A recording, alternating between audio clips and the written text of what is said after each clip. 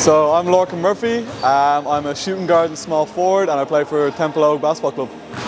Perfect. So, Lorcan, just before we start anything, people who are like tuning into this, they'll notice the very first thing about you is different haircut, new trim. So, what was the story behind that? Why did you decide to cut the locks? So I thought it was time to lose all the excess weight, and it was nice. You can donate it to a cancer charity that make wigs for children that are sick. So it was long enough to do that as well. So that helped make the decision.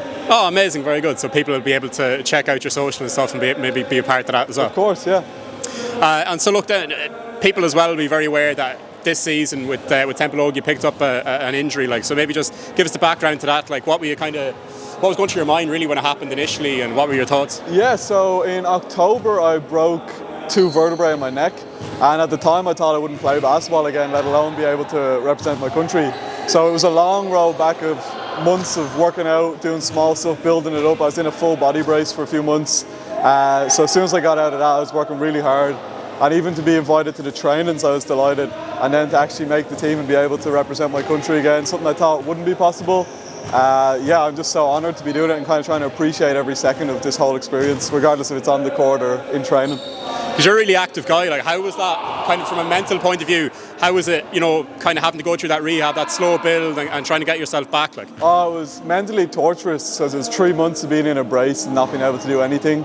And just going watching the Templeogue games, not being able to play. It was that kind of light at the end of the tunnel and just a slow build up of movement and then getting back on the court playing non-contact and building up to a little bit of contact, and obviously a very slow process, but just delighted with the second chance to be able to do it because it's obviously a serious thing that could have went another way. And just trying to appreciate every single thing now, not just basketball but every kind of movement-based or activity-based kind of thing. Yeah, because when you got back on the court with Templeogue here at the National Basketball Arena, those first few plays, are you kind of nervous about making sudden movements? Because obviously you're a guy who's very all over the court, all action, a lot of dunks, a lot of high action moves.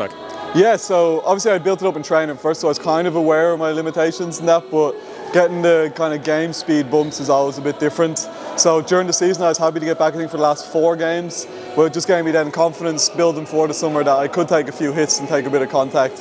And I feel like now it's back to almost 100%, if not 100%. Yeah, you mentioned the pride of getting back in green. Was that obviously something that was highly motivational for you when you're kind of going through the dark evenings, rehabbing and things like that? Yeah, originally at the start there was no hope of getting back in my head. I was like, if I could even get back playing again, that'd be nice. But then when the opportunity arose and Mark was mentioning about the trainings and about this window coming up, I was like, you know what, I'll do the best I can to get to the trainings and see if I can still have that level. And then to be selected on the 12 and to be able to play these games, I was just so honoured. Even get 1 minute or no minutes just to be part of the team is incredible.